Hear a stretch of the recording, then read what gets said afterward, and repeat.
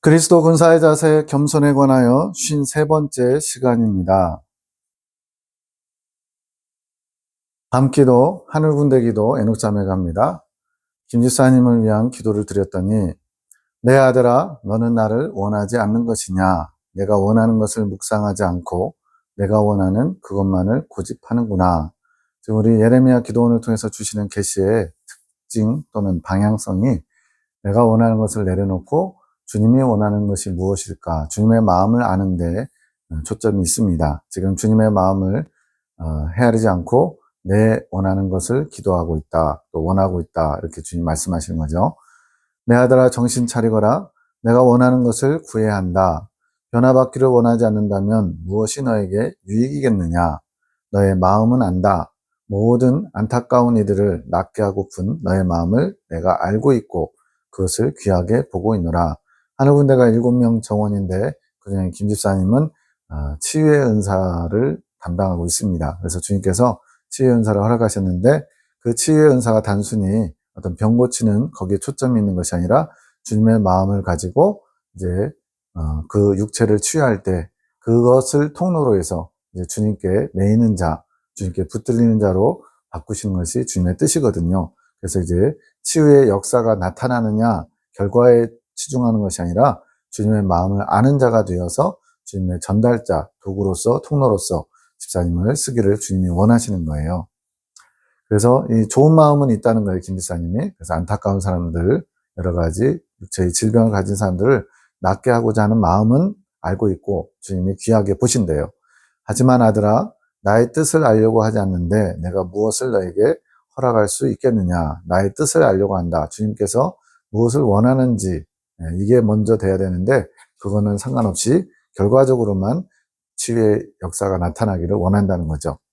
나는 날뛰는 망아지에게 나의 능력을 맡길 수 없노라. 한 두세 번 정도 이 표현이 나와요.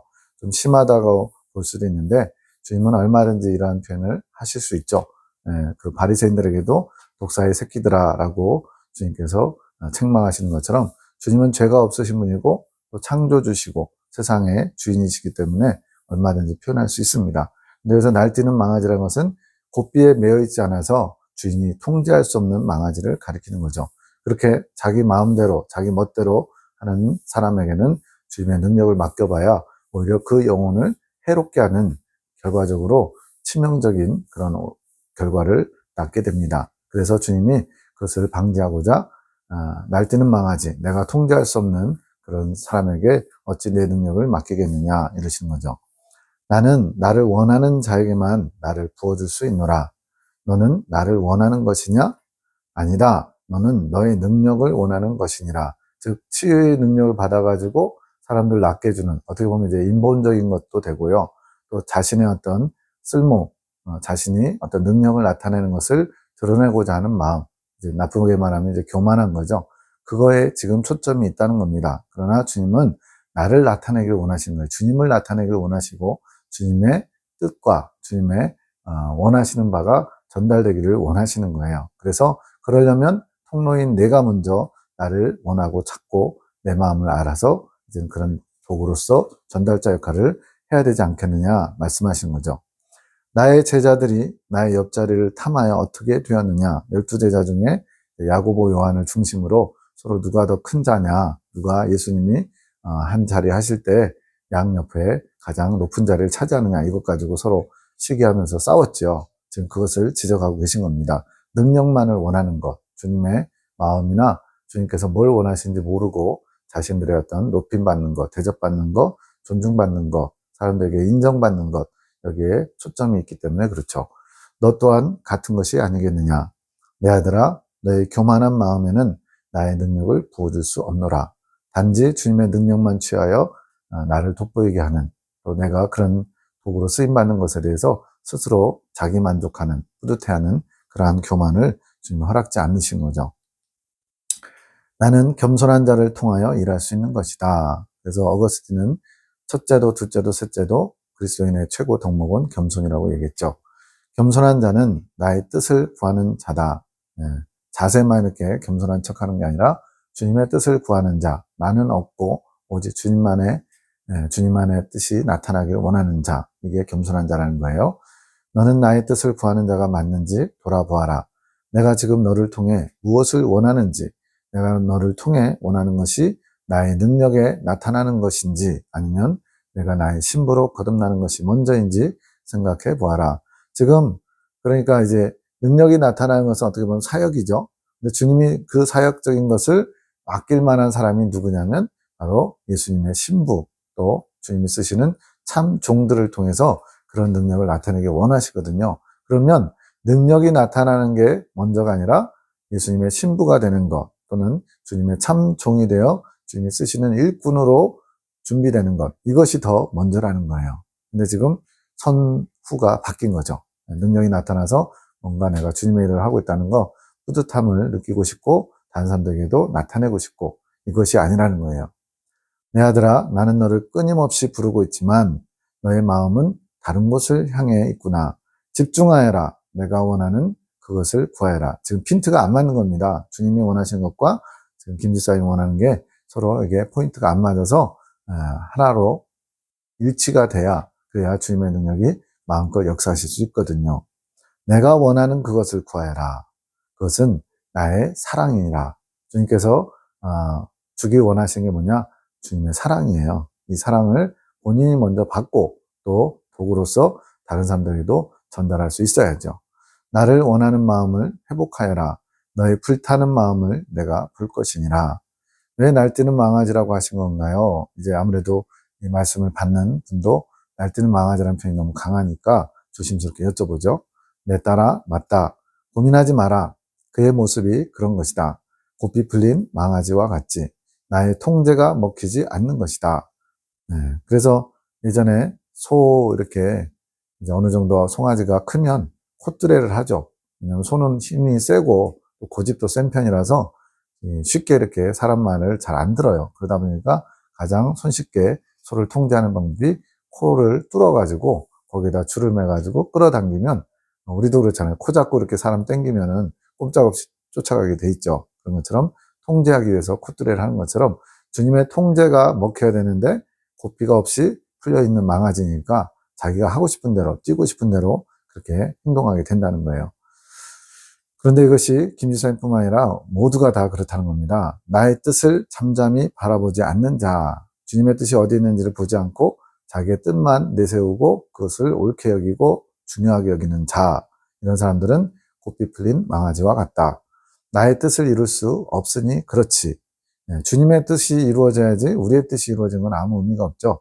그래서 우리가 고백하는 주기도문에도 뜻이 하늘에서 이룬 것처럼 땅에서도 이루어지이다. 우리의 뜻이 아니라 주님의 뜻이 이루어지기를 구하라고 주님이 명하셨죠. 너희의 생각이 그러하고 너희 마음이 그러하고 너희 의지가 그러한 것이다. 생각과 감정과 의지, 이게 마음의 기관인데 이러한 전부가 다 주님의 뜻을 이루기 위해서 준비되어야 된다는 거예요. 그러니 잠잠하여라. 잠잠히 나의 뜻을 묵상하여라. 나는 어려운 것을 원하는 게 아니다. 굉장히 막 고도의 능력이 필요한 걸 원하는 게 아니라 나의 뜻에 잠잠히 자신의 것을 내려놓고 나를 바라보며 원하는 그것을 내가 원하는 것이다. 쉽다면 쉬울 수 있고 어렵다면 어려울 수 있어요. 훈련받은 사람은 쉬울 것이고 훈련받지 못한 사람은 순간순간 자기가 나와서 자기가 튀어나오죠. 그렇게 자기를 내세우다가 주님의 뜻을 바라보지 못하게 됩니다. 22년 4월 6일 밤 12시 36분 밥주사님에 대해서 이제 주님 말씀하시는데, 이거는 약간 지금 3년 전이잖아요.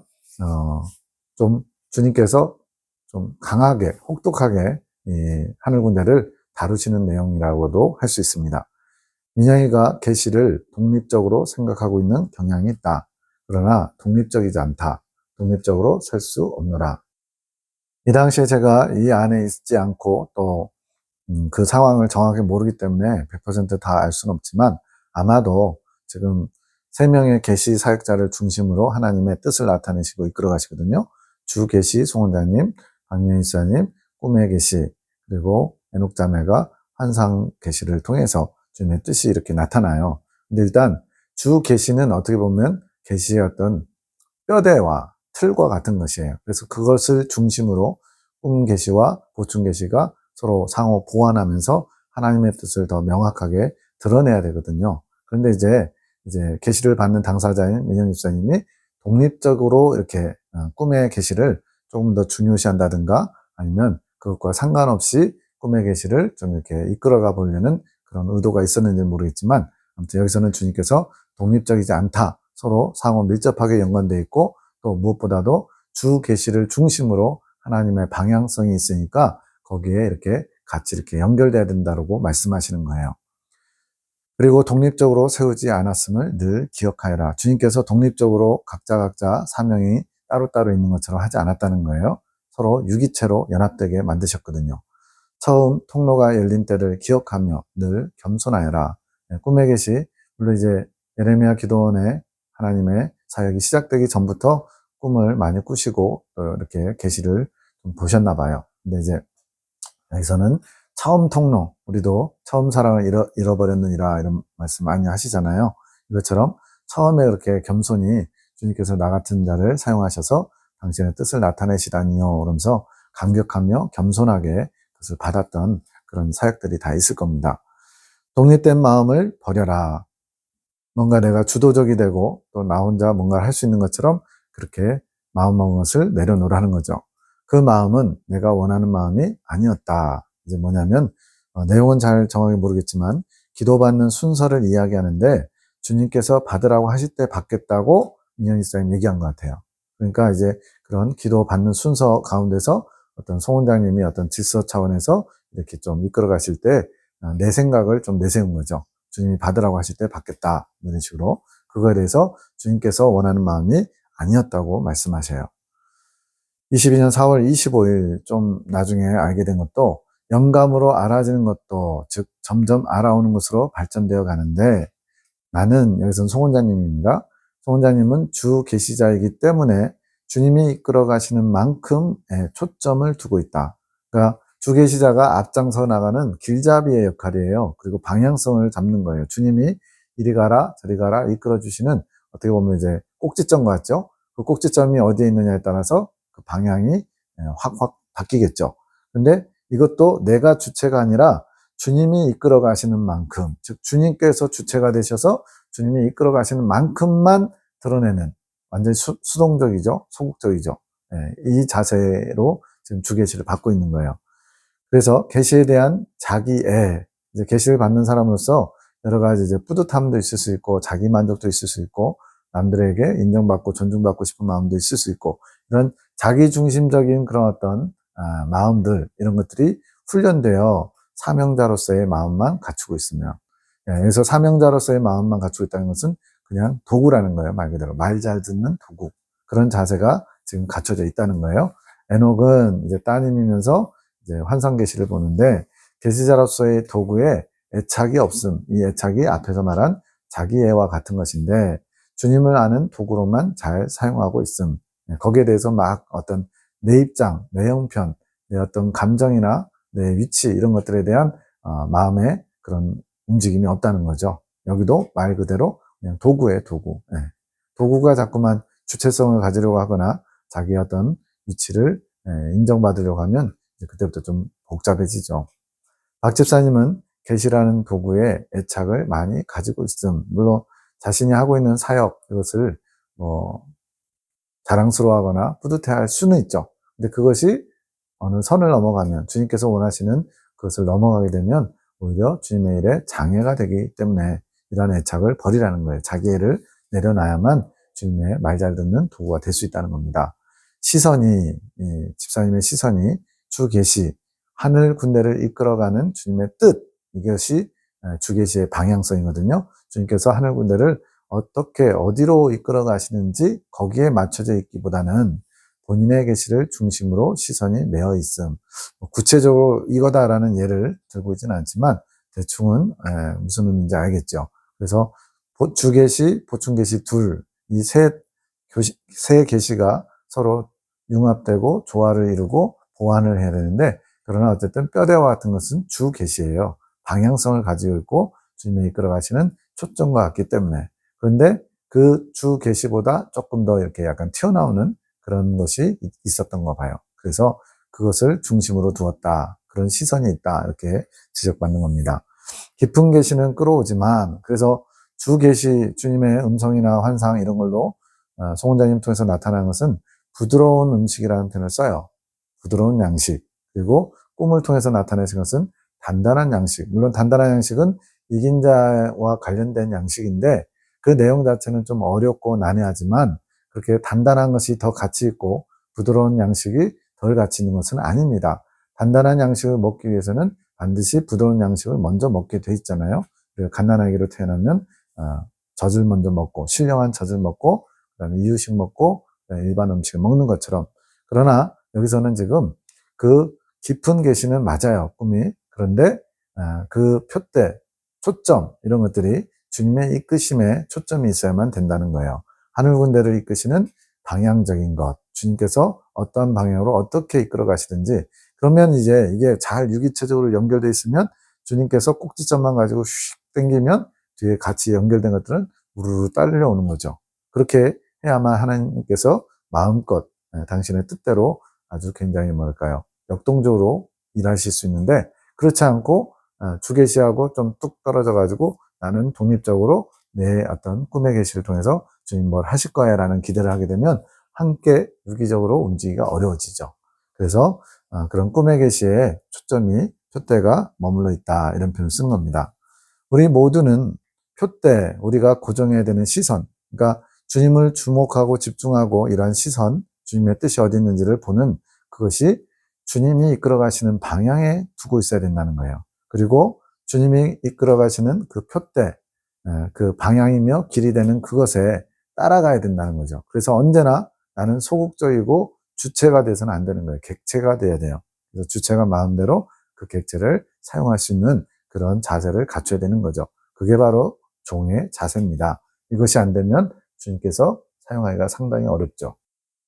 보충 계시들은 케어갈 보화를 숨겨놓으신 것. 왜 케어갈 보화를 숨겨놨다고 그러냐면 꿈도 그렇고 환상도 그렇고 물론 이제 직접적으로도 알 수 있는 부분이 있지만 대체적으로 다 감춰져 있어요.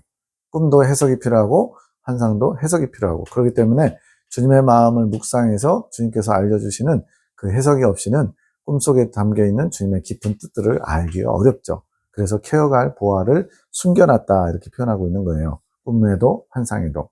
물론 숨겨놓은 보화를 찾아가는 것도 주님께서 직접 이끌고 계신, 즉 해석의 어떤 그 주체도 주님이시라는 거예요. 나는 다만 그 주님의 해석을 받아서 전달하는 전달자일 뿐인 거죠. 이 해석자들도.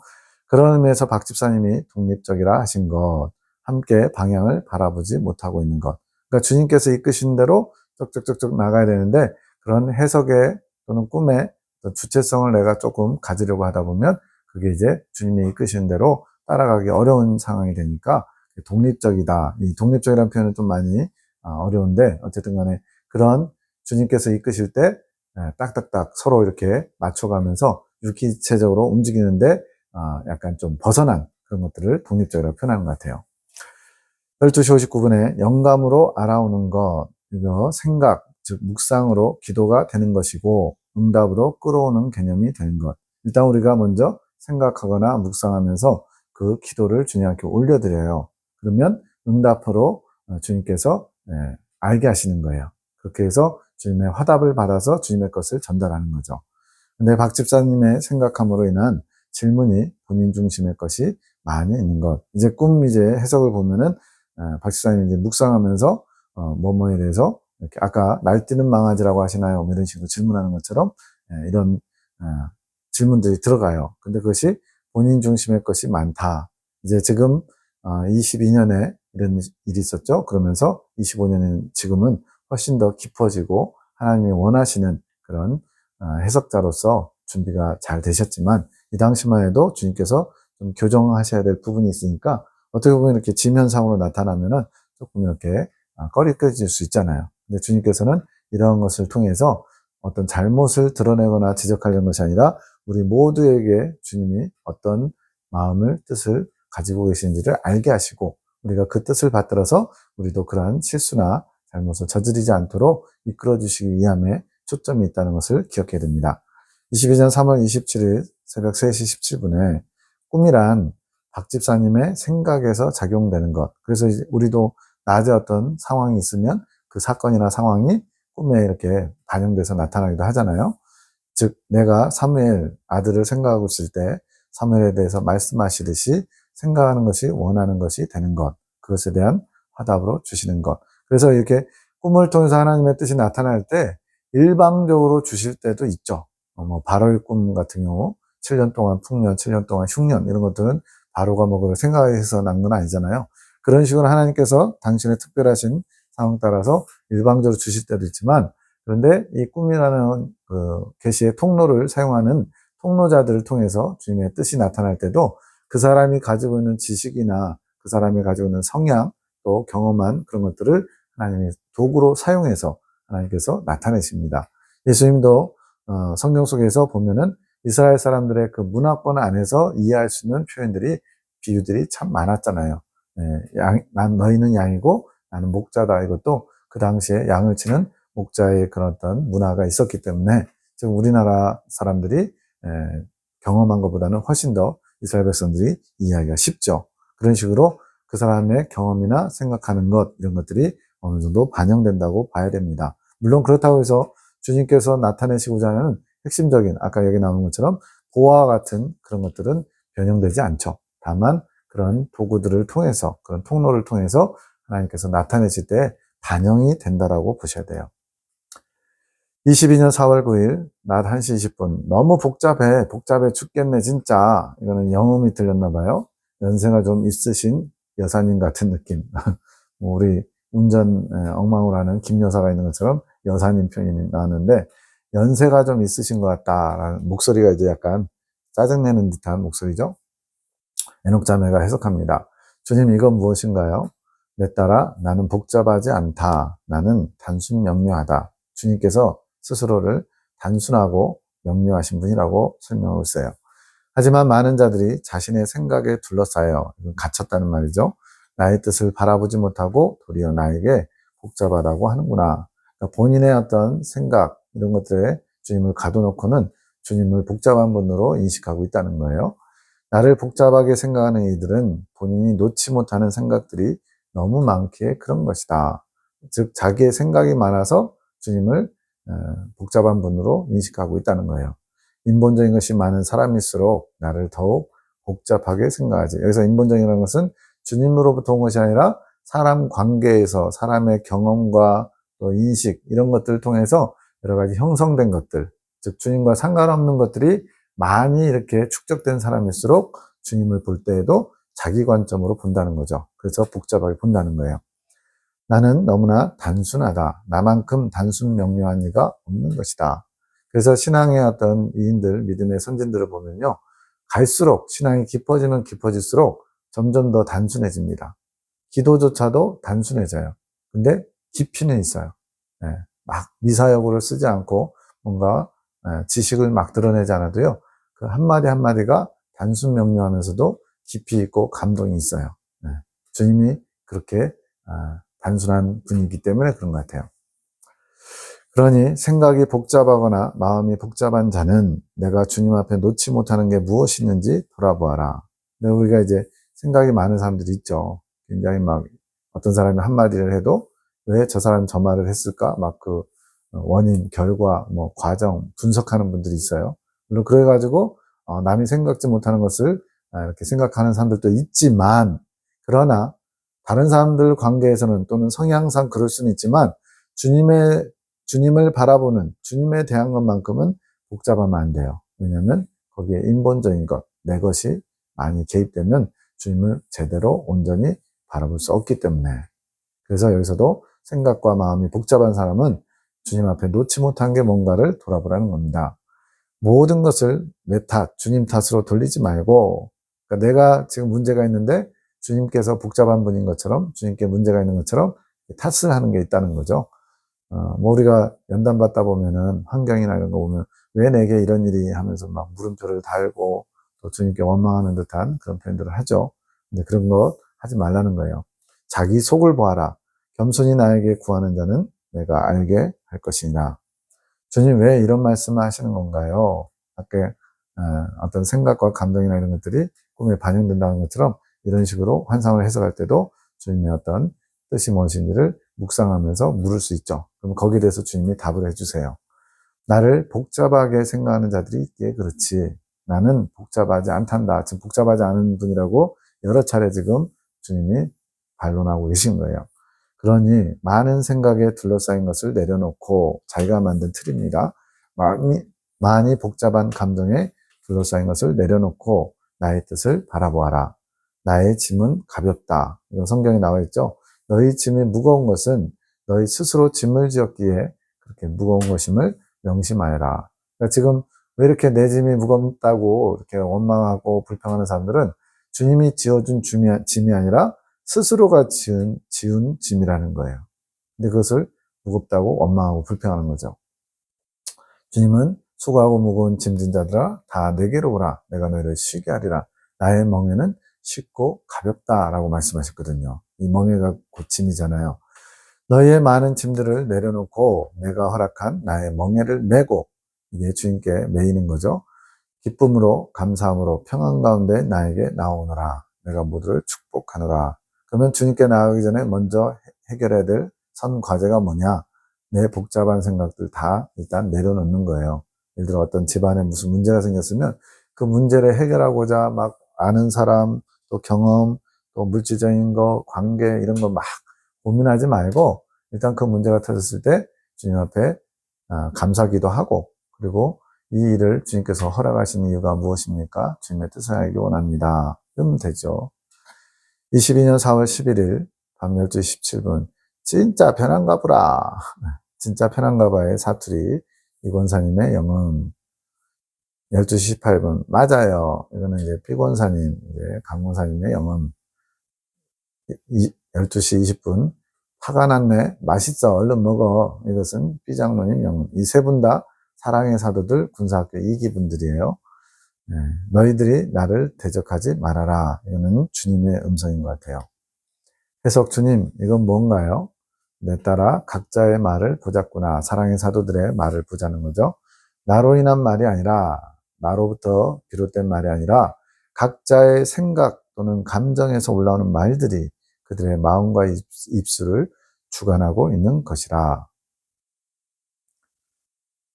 각자의 생각과 마음에서 많은 말들이 이루어지고 입을 통해서 나오는 것이지. 그러니까 생각이나 감정은 다 뭐예요? 인풋이에요. 인풋. 들어와서 머물다가 이제 거기서 어떤 결과물이 만들어져서 입으로 표출되는 거죠. 이게 아웃풋입니다. 이렇게 어떤 것이 우리의 생각과 감정, 마음 속에 있으면 그것이 이제 입으로 표출되는 거예요. 그들 각자의 마음이 나를 향함이 아니라 아직도 본인들을 향한 것이 많이 있는 것이다. 주님께서는 우리에게 마음을 다오, 너희의 마음을 내게 달라고 하시거든요. 그래서 마음을 달라고 하는 것은 그 마음 속에 주님께서 임재하시고 그 마음을 차지하기 원하시는 거예요. 근데 그게 주님을 향하는 마음이 아니라 자신들을 위한 또는 자신들을 향하는 그런 마음들이 많다는 거죠. 훈련이 필요한 거죠. 아직 정돈되어 있지 않으니까 그런 것이지. 각자 생각의 정돈, 마음의 정돈이 필요한 것이다. 그것에 더욱 힘쓰기를 내가 원한다. 그래서 생각과 여기서 마음이라고 되어 있는데 마음 안에 생각이 있다고 보시면 돼요. 생각과 감정, 의지 이게 마음의 기관인데 그래서 이 마음은 감정 쪽으로 좀 좁혀서 생각하셔도 됩니다. 이런 생각과 감정들을 막 자기중심적으로 막 복잡하게 만들지 말고 정리정돈해서 하나님 중심으로 질서정연하게 그 모든 것을 훈련받아서 갖추라는 거죠. 그것에 힘쓰기를 원한다. 각자 감당해야 될 분량이 있는 것이지. 내가 얼마만큼 정돈되었는지 궁금할 때는 각자 오늘 했던 말들을 돌아보아라. 내가 원하고 내가 기뻐하는 말들이 얼마나 많이 있었나 살펴보면 쉬울 것이니라. 여기서 나는 자신을 대입해도 되고요. 예수님을 대입해도 되고요. 정말 내가 원하는 그런 말들을 했는지 또는 주님께서 원하시는 말들을 했는지 저도 집사람하고 이제 약간 언쟁하다 보면은 지금 내가 이거 하고 있는 말이 주님께서 주신 말이 아닌데 이런 의식을 할 때가 있어요. 그럼에도 불구하고 일단은 내 감정에서 약간 들끓으면 일단 내뱉고 보는 거예요. 그러니까 주님께서 통제할 수 있는 역량을 주셨는데 그거를 그냥 외면한다 할까요? 그 순간에 감정이나 어떤 생각 때문에 그것을 좀 내려놓는 거죠. 그거는 정돈이 안 된 겁니다. 그래서 주님이 주신 걸로 정돈된 사람은 이건 주님으로부터 온 게 아니야. 주님을 향한 게 아니야. 그래가지고 단번에 차단할 수 있어야 돼요. 그게 얼마만큼 훈련되느냐에 따라서 조절이 가능합니다. 말은 각자의 생각과 마음을 담은 산물, 아까 아웃풋이라고 했죠. 결과물. 그렇기 때문에 내 말 속에 내가 무슨 생각, 평소에 어떤 생각과 어떤 마음을 품고 있는지를 알 수 있다는 거예요. 그래서 예를 들어 어떤 사람이 주식에 관심이 있으면 보는 것도 주식과 관련된 거, 돌아가는 경제 상황 이런 것들에 신문이나 인터넷 뉴스를 더 많이 보겠죠. 이것처럼 관심거리가 그 사람의 마음과 생각을 차지하게 되고, 그러면 이제 누군가를 만나서 대화할 때도 그 사람은 주식에 대한 이야기로 많은 시간을 보내겠죠. 네. 좋은 주식, 나쁜 주식 뭐 이렇게 얘기하면서 이런 것처럼 이런 생각과 감정에 무엇을 담고 있느냐에 따라 나오는 말들이 달라집니다. 내가 어떠한 마음과 어떠한 생각을 가지고 있느냐에 따라 입술에서 나오는 말들이 달라지지. 그러니 내가 끊임없이 묵상을 요구하는 것이다. 갑자기 묵상 얘기가 왜 나오냐?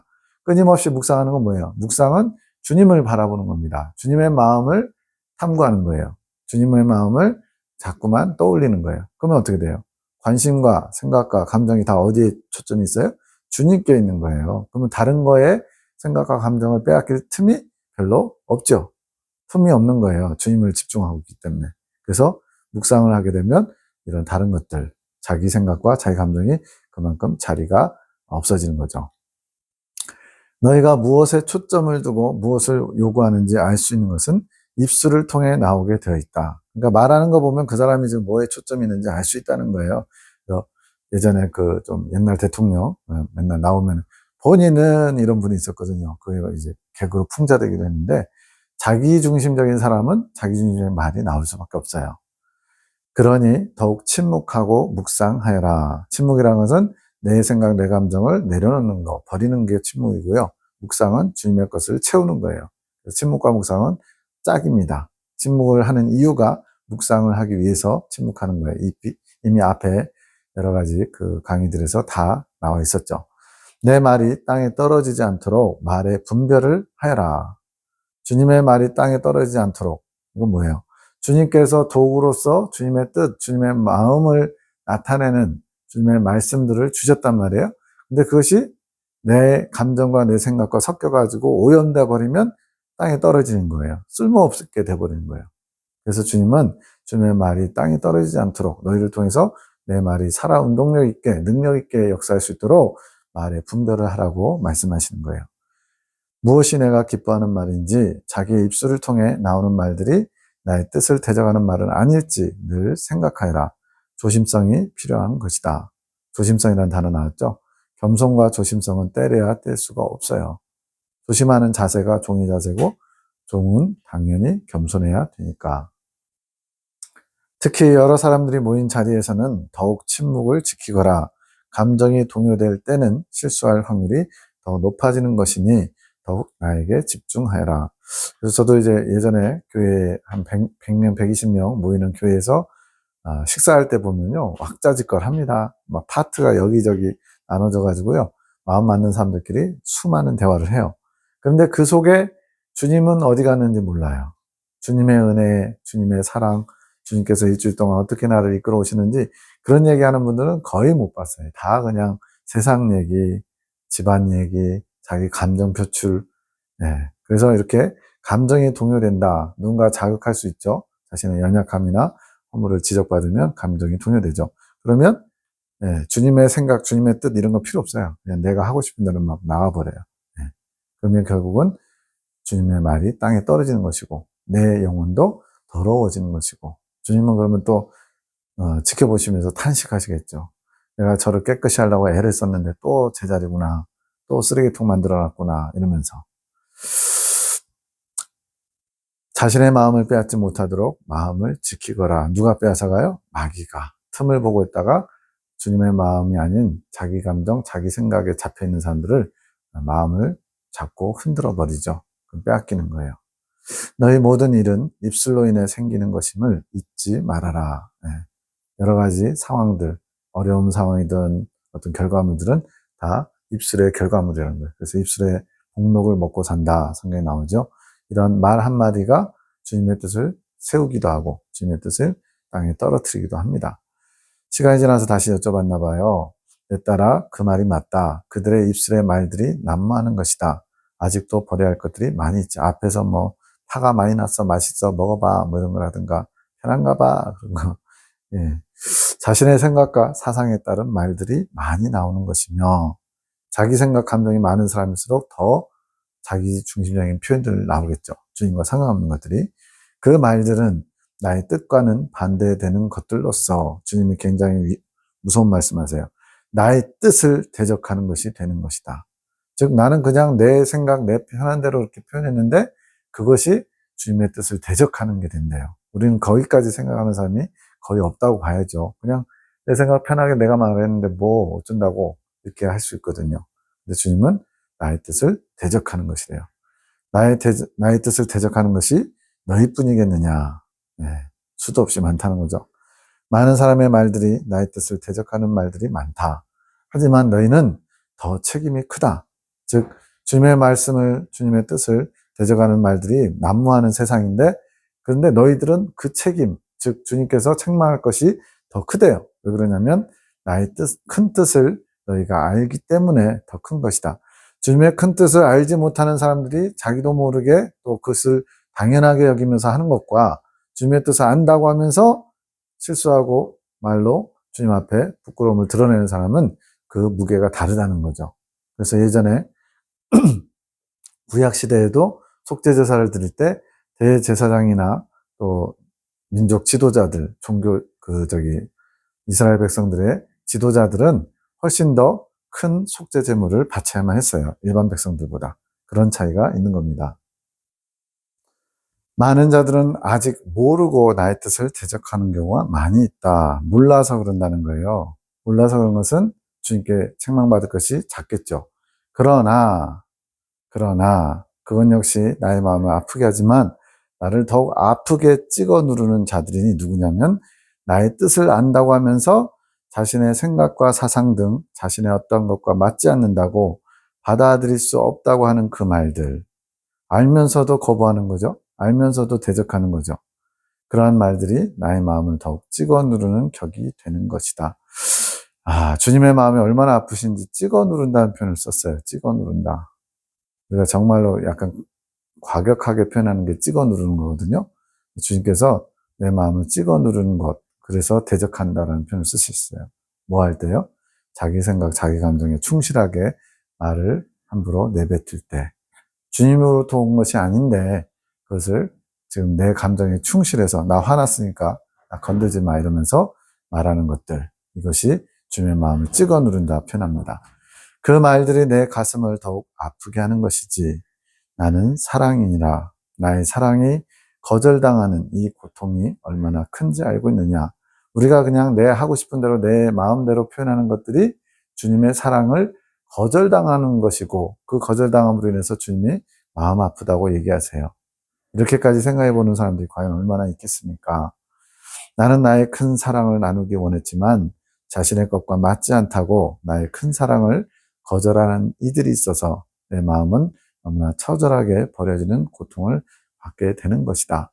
사랑하는 사람에게 거절당하는 아픔, 이거는 이제 사랑을 해보신 분들은 알잖아요. 자신은 온 마음과 성심껏 최선을 다했는데 매정하게 짓밟히면은 그것 때문에 이제 자살까지 하는 사람들도 있는데, 주님께서도 큰 사랑을 주기를 원하셨지만 자기 생각, 자기 감정에 갇혀서 그 사랑을 거부하고 대적하는 사람들로 인해서 지금도 찢기시는 그런 아픔이 있다는 거예요. 그러니 더욱 침묵하라고 하는 것이다. 내 생각, 내 감정을 내려놓는, 버리는, 비우는, 이것을 위해서 침묵을 요구하신다는 거예요. 나의 사랑이 버려지지 않도록, 이게 목적이죠. 거절당하지 않도록 하기 위해 내가 더욱 침묵하라고 하는 것이다. 나는 나의 마음을 너희에게 더욱 주고 싶지만 내 마음을 받으려고 하는 자들이 없구나. 이 부분은 정말 우리가 많이 이렇게 숙연해져야 돼요. 주님께서는 우리에게 많은 것을, 모든 것을 주기 원하시지만 주님의 마음을 받으려고 하는 자들이 적다도 아니고 없구나예요. 없구나. 그것이 혹시 나는 아닌지 돌이켜봐야 됩니다. 다 자신의 생각과 자신의 마음에서 비롯되는 것들, 주님으로부터 오지 않은 것들로 가득가득 마음이 채워져 있기 때문에 그 마음에 주님이 들어갈 빈자리가 없어서 주님의 사랑이 거절당하는 거죠. 주님, 어떻게 해야 주님의 마음을 더욱 받을 수 있을까요? 그랬더니 주님의 마음을 위로해드리고 싶어서 어떻게 하면 그럼 제가 받을게요. 어떻게 해야 주님의 마음을 더 받을 수 있나요? 묻는 거예요. 자신의 것을 비워야 하는 것이다. 즉 우리의 마음이라는 공간은 한정적이거든요. 그렇잖아요. 생각도 그렇고 감정도 그렇고 한정적인데 그 안에 주님의 것이 아닌 것이 가득 차 있으면 주님의 것이 들어올 틈이 없고요. 들어와도 섞여서 오염이 돼버려요. 그래서 자신의 것을 비워야 되는데 이러한 모습이 겸손이래요. 겸손. 지금까지는 겸손 그러면 어떻게 자세나 태도 이런 것만 낮추는 것을 겸손이라 생각했는데 우리의 마음을 비워드리는 것, 주님의 뜻을 받들, 주님의 마음을 받을 준비하는 것이 그게 겸손된 자세라는 거예요. 이해되지 않아도 자신의 생각과 다르다 할지라도 나의 뜻이라면 그것을 겸손히 받아들이는 자세가 필요한 것이다. 앞에서는 수용의 자세라고도 표현합니다. 나는 준비된 마음 안에 들어가 일할 수 있기 때문이다. 주님이 전지전능하시다고 막 막무가내로 막 문을 막 찢어 발기면서 마음의 문을 막 확 제끼면서 내가 여기 거할 테니까 아무도 뭐라 하지 마 이런 식으로 하지 않는다는 거예요. 굉장히 인격적이셔서 주님께서는 우리가 마음을 스스로 열고 받아들이기를 원하셔요. 너희 마음이 준비되지 않았는데 내가 어찌 일을 할 수 있겠느냐. 각자 마음을 돌아보거라. 사랑의 사도뿐만이 아니라 각자의 마음을 모든 마음을 돌아보거라. 내가 정말 주님의 마음을 받을 준비가 된 사람인지 늘 돌아보아라. 예레미야 기도원을 통해서 계시를 주시는 그 내용의 핵심 중에 하나가 주님의 마음을 아는 것이거든요. 그 주님의 마음을 알기 위해서 주님의 마음을 받아야죠. 근데 받을 공간이 없어요. 이거는 심각한 겁니다. 시작도 못 해보는 거죠. 아직도 자기 생각, 자기 사상으로 나의 것을 받아들이지 못한다면 그것을 비워내야 하지 않겠느냐? 왜 비워내려고 하지도 않는 것이냐? 주님의 답답한 마음이죠. 그것이 나를 더 슬프게 하는 것이란다. 나에게 더 나오지 않는 자, 나를 더 원하지 않는 자가 되는 것이다. 주님이 찾으시는데 없어요. 그래서 이 상주라고 하는 변방과 같은 그곳에서 몇 사람을 찾아낸 게 바로 예레미야 기도원의 하늘 군대들인 거죠. 그러니 나에게 더 나오느라 무엇이 자신의 마음을 가로막게 하는 것인지 무엇이 더욱 나를 받아들이지 못하게 하는 것인지 그것을 알고 그것을 비워내거라. 더러운 것이 있다면 개워내거라. 우리가 뭘 맛있다고 먹었는데 거기에 오염된 것이 있어요. 요즘 뭐 중국 제품들 뭐 이렇게 보면 식품들 보면 막 소변을 보질 않나 막 별의별 진짜 희한한 일이 있잖아요. 그걸 알게 되면 아마 맛있게 먹었던 것도 다 토화가 나올걸요. 그런 식으로 더럽다고 생각하면 자동적으로 개워내지는데 그렇게 여기지 않으니까 그냥 그것을 품고 있는 거죠. 너희 안에 더러움은 너희 영혼을 부패시키는 것과 같다. 이게 육체는 상처가 나면 금방 아는데 영혼에 상처 나는 것은 생체기는 잘 몰라요. 그러다 보니까 정상적인 줄, 잘 지내고 있는 줄 착각하는 거죠. 민영이의 꿈처럼 그 부패하고 있는 악취를 이제 꿈의 내용 중에 악취가 나는데 부패하고 있는 거예요. 시체 썩듯이. 개들이 맞는 것이라. 이 개들은 뭐겠어요? 마귀들이죠. 그런 영혼들을 찾아서 그 악한 것을 즐기는 거죠. 각자가 버리지 못하는 것이 있다면 나에게 더 나오너라. 너희 힘으로는 아무것도 할 수 없음을 알고 버리고 싶은데 못 버리는 것들이 사실 있잖아요. 사람마다. 각자 중요하게 여기거나 끌어안고 그걸 놓으면 큰일 날 것처럼 애착하는 것들이 있어요. 그래서 스스로 못 버리면 주님께 나오래요. 너희는 스스로 아무것도 할 수 없다. 나에게 와 고침받기를 구하여라. 원하여라. 주님은 치유자이시기 때문에 그것이 나를 원하는 자이며 겸손한 자의 모습인 것이다.